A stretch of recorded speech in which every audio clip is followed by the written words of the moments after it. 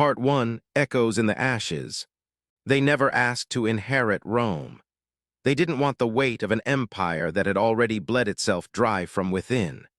And yet, the Visigoths, born in the forests of the north, hardened by centuries of migration and rejection, became the unwilling heirs to a world collapsing under the weight of its own glory. They came not with trumpets but with hunger, not to rule but to survive. And Rome, in its final hour, gave them what they never expected, a throne made of ashes. In the year 410 AD, the unthinkable happened. Rome, the eternal city, the center of the known world, the beating heart of civilization for nearly a millennium, was breached and sacked. The man who led the sack was not a Roman, nor a general of some rival empire. He was a Visigoth. His name was Alaric, and he did not come to destroy Rome. He came because Rome had already destroyed itself. Alaric had once served the empire. He had fought under the banner of Rome as a foederati, a barbarian allied to Roman power. He bled in their battles. He watched his warriors die for Roman causes. And in return, Rome gave him broken promises, empty titles, and condescending glances. By the time he stood at the gates of Rome, Alaric was no longer asking for recognition. He was taking it.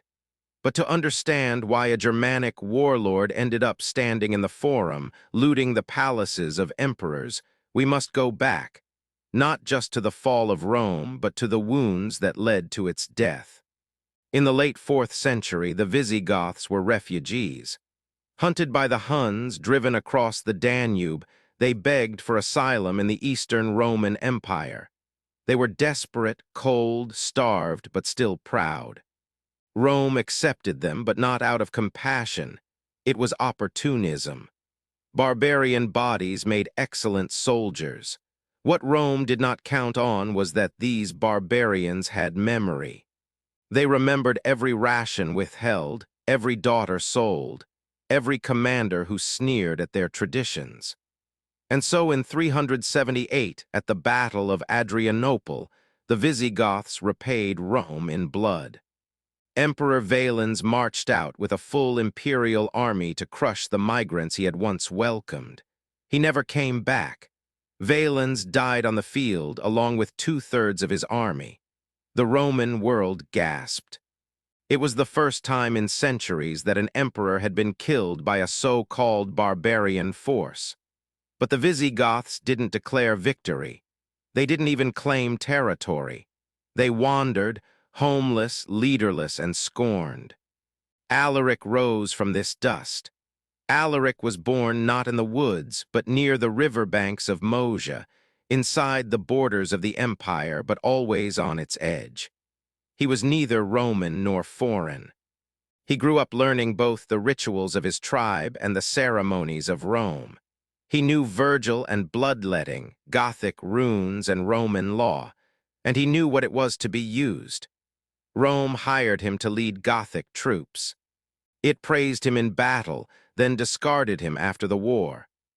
Alaric began to understand something brutal and fundamental about empires. They are generous when they need you, merciless when they don't. So he asked for what he believed he earned, recognition, land for his people, a generalship under the emperor. Rome refused. He asked again. Again silence, so he moved, first small raids, then larger ones, then finally the sack. But here is what most forget. Alaric did not raze Rome to the ground. He issued orders that churches be spared, civilians unharmed. The sack was methodical, more symbolic than genocidal, because Alaric did not want to destroy Rome. He wanted to be part of it, but Rome would never see a Visigoth as Roman, not fully. What followed was a strange inheritance. Alaric died shortly after the sack, never seeing a kingdom or crown. But his successors, his blood and his brothers, carried forward a broken dream. They did not want to replace Rome, but Rome had created a vacuum so vast that someone had to step in. And the Visigoths, to their own shock, found themselves seated on a throne no one else wanted. They were not Romans, but they ruled Roman land. They were not Catholic, but they controlled Catholic cities. They were not emperors, but they ruled where emperors had fled. And so began the long and painful process of becoming something new, something in between. Not Roman, not barbarian, something else entirely. A kingdom of dusk born in the twilight of an empire. Part 2, Between Two Worlds, the making of a Visigothic kingdom. They had no blueprint, no scrolls of imperial law to guide them, no inherited crown, no divine right. What the Visigoths had was exile, desperation, and a single truth carved into their memory. Rome no longer worked. And so they began to build something not out of ambition, but out of necessity. After Alaric's death, the Visigoths drifted. They crossed Italy. They negotiated, fought, retreated, regrouped. For a time, they were little more than an armed caravan of families, warriors, and priests searching for a place to become still. That place came into view in the province of Gaul, southwestern France today. There they found a land fractured but fertile, Roman in stone but Gothic in spirit. In 418 AD, the Western Roman Emperor Honorius, exhausted and cornered, made a bargain. He granted the Visigoths foederati status in Aquitania Secunda. It wasn't quite sovereignty, but it was land. And it was, in effect, an admission that Rome could no longer rule. From the city of Toulouse, the Visigoths began to govern. And here lies the first paradox of the Visigothic kingdom. They ruled a Roman people in Roman cities using Roman infrastructure, but they were not Roman. Their kings could not write in Latin fluently. Their nobles still carried Gothic swords. Their people still prayed in the Aryan tongue. But they knew one thing with utter clarity: you cannot rule a Roman population like a tribal warband. So they adapted. Gothic warriors married Roman nobles. Latin clerics were consulted on law. The Visigothic elite began to dress, speak, and command like the very empire they had once wandered through as outcasts. It was not assimilation, it was survival. And it worked, for a time. Euric, one of the most important early Visigothic kings, formalized this strange fusion. Under his reign, 466–484, the Visigoths expanded dramatically. No longer content to simply hold territory, they began to govern it. Euric ordered the codification of laws, a move unthinkable for earlier tribal leaders. His Codex Euricanus blended Gothic custom with Roman jurisprudence. It wasn't perfect, but it showed intent to rule as kings, not chieftains. He saw what others ignored, that Rome had not fallen in one battle or one sack. It had dissolved slowly like wax in fire. And what was left was still warm enough to mold. Euric molded it. He fortified cities, protected trade routes, negotiated with neighboring kingdoms, sometimes as a Roman heir, sometimes as a Gothic sovereign. His court in Toulouse became a strange echo of the old Roman courts. Senators alongside warriors, scribes beside swordsmen. But not everyone believed the experiment could last. There was tension, always, cultural, linguistic, religious. The Visigoths were Arians, followers of a Christian theology long rejected by the Catholic Church. They believed Christ was subordinate to God the Father, not of the same essence. To the Roman bishops, this was heresy, dangerous, divisive. Yet most of the population in Gaul and Hispania remained Catholic. So the Visigoths governed people who saw them as spiritual outsiders. It created an invisible fracture, one that would one day split their kingdom apart. Euric tried to bridge it. He tolerated Catholics, allowed bishops to function, even opened dialogues with the Pope. But tolerance is not unity. It is, at best, a ceasefire. and under the surface, resentment grew. Rome had once unified its territories through religion and language. The Visigoths lacked both tools. They could govern, they could fight, but they could not transform, and so their kingdom became something fragile, impressive but incomplete. A shell of order, a skeleton of empire, a ghost of unity. Still it held, because Uric and those like him understood something their predecessors didn't, that to rule a land once Roman, you must become more than a conqueror. You must become a steward of memory. The Visigoths tried. They failed eventually, but not for lack of effort. Part 3. The Catholic Reckoning, Alaric II and the Fall of Gaul.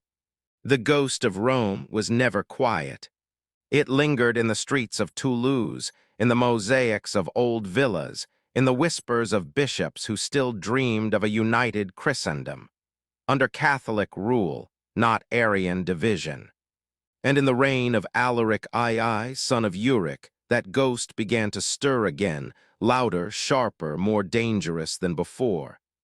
Alaric II inherited more than a kingdom. He inherited a contradiction. His people were Gothic, his court Romanized. His faith was Arian, his subjects overwhelmingly Catholic. His neighbors were hostile, his allies hesitant. And above all, the legacy of his father loomed like a shadow.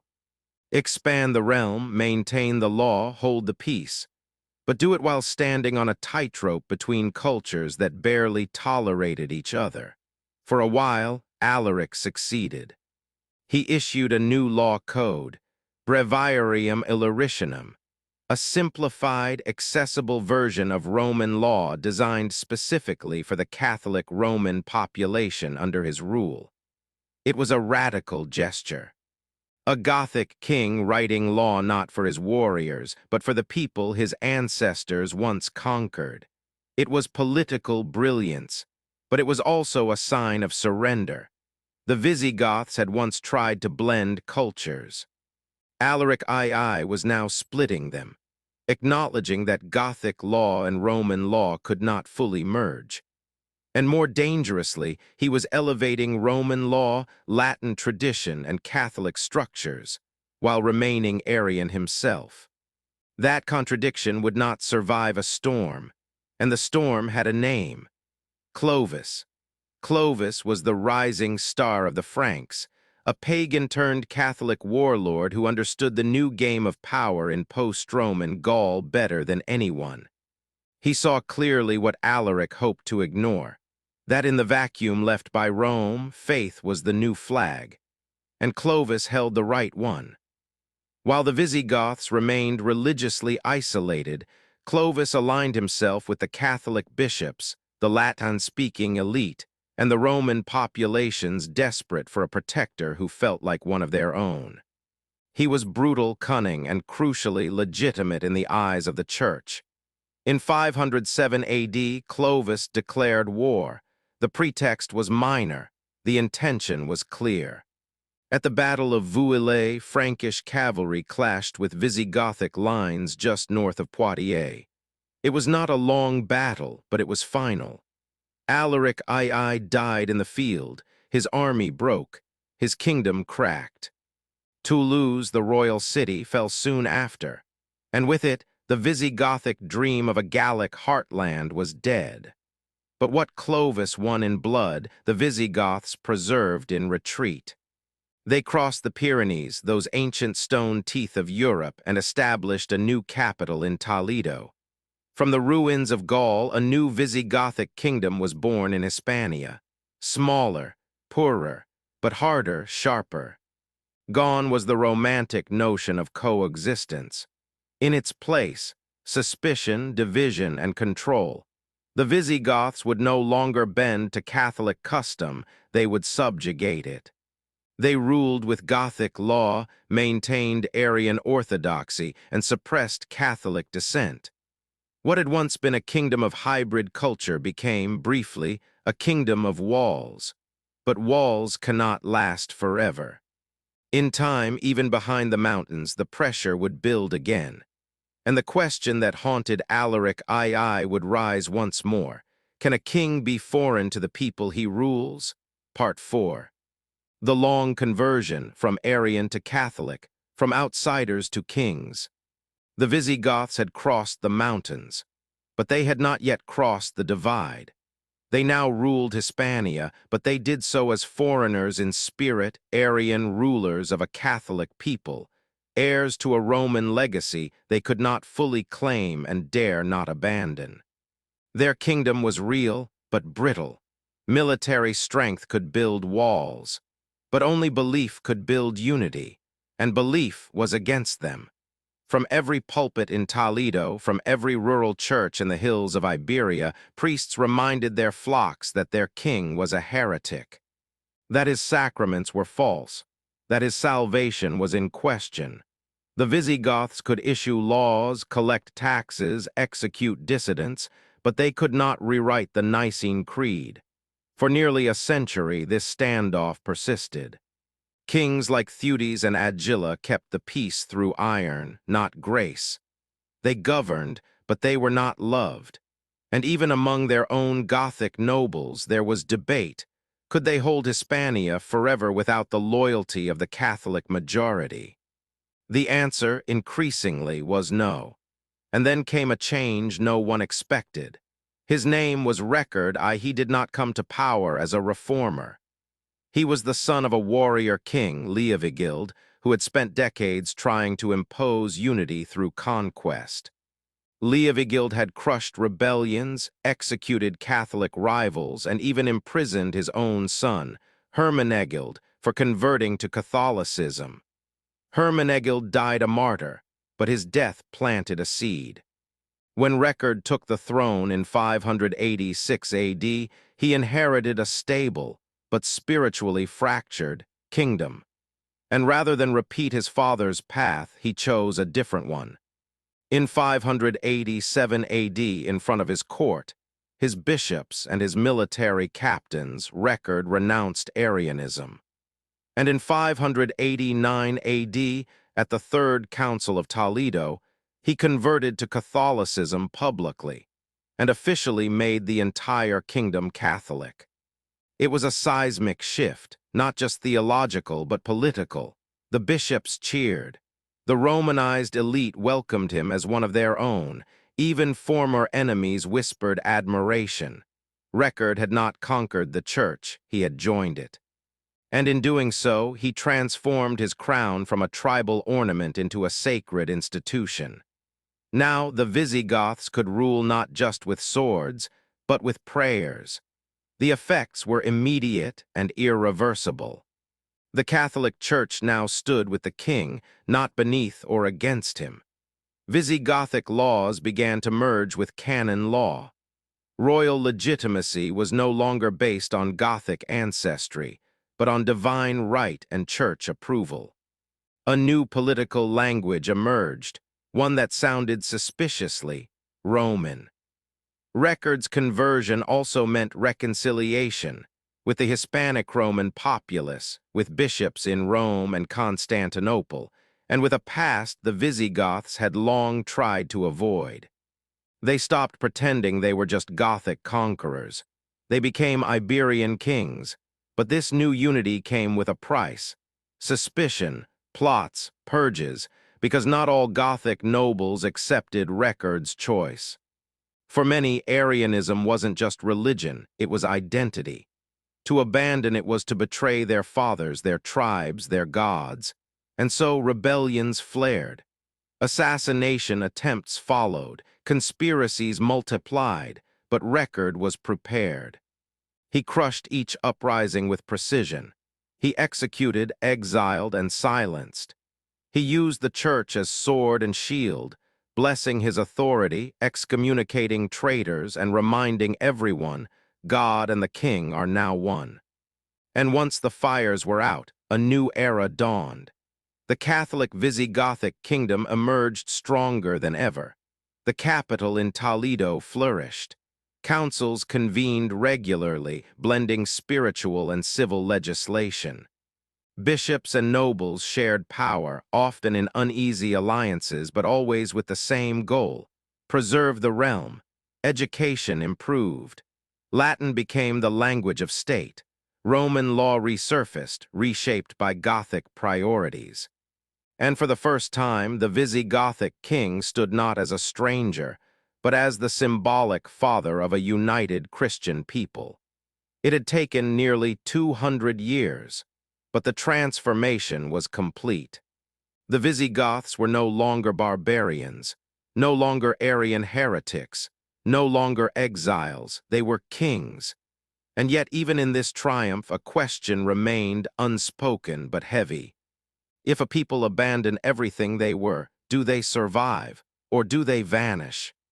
Part 5, The Twilight Crown, Fall of the Visigothic Kingdom.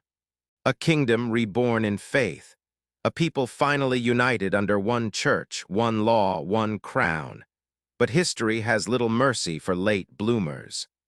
By the time the Visigoths finally became kings in both name and spirit, the world around them had already begun to shift.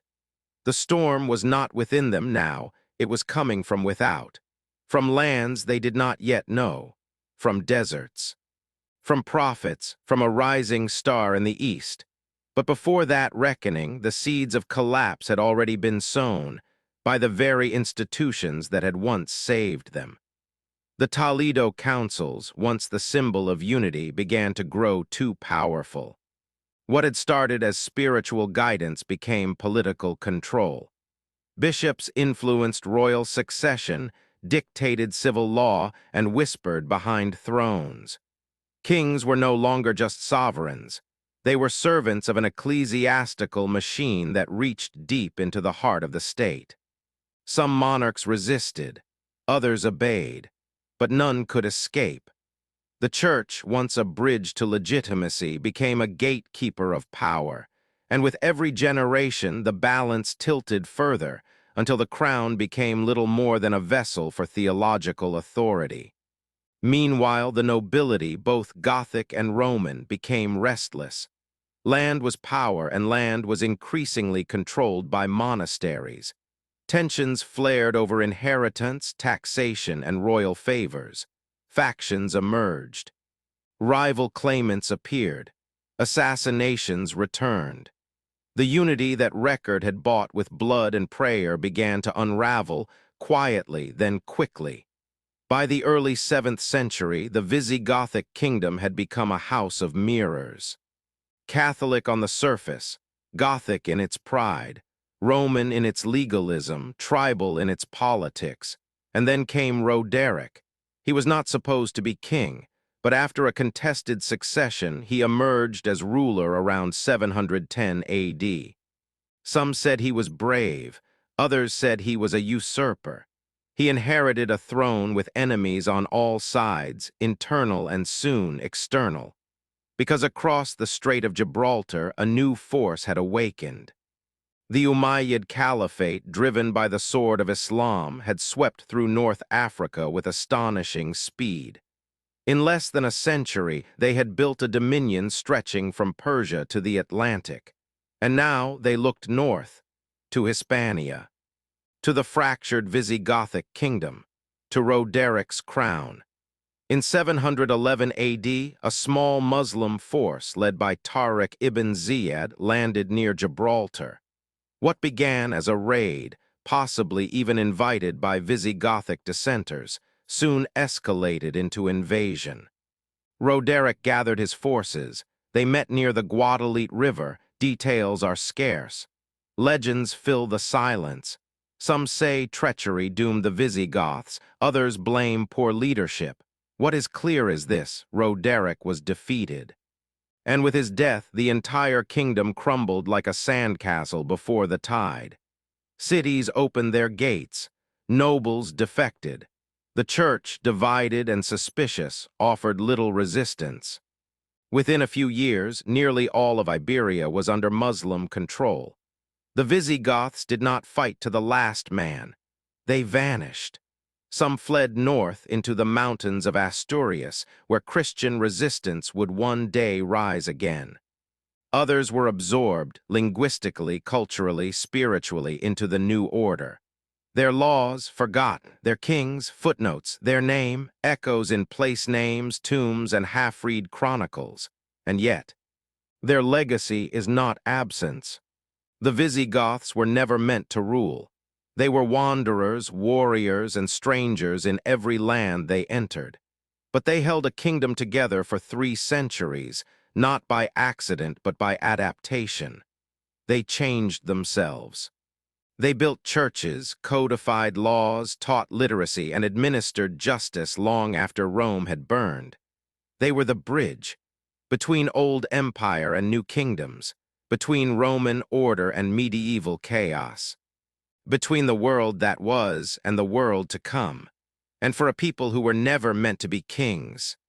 That is a legacy profound enough. They arrived at the end of someone else's empire. They never carved their name in marble, nor claimed the heavens spoke their lineage. But in the silence after Rome, when all that remained were shattered roads and hollow thrones, it was the Visigoths who stood watch. Unwanted heirs. Reluctant rulers. Foreigners asked to speak in the voice of a dying world. And for 300 years they answered. With law, with order, with blood and compromise, not perfect, not eternal, but enough to keep the flame alive. History may forget their names, but every stone in Toledo, every page of early law, every prayer whispered in a crumbling chapel, remembers. Because they were never meant to be kings. They simply refused to let the world fall apart.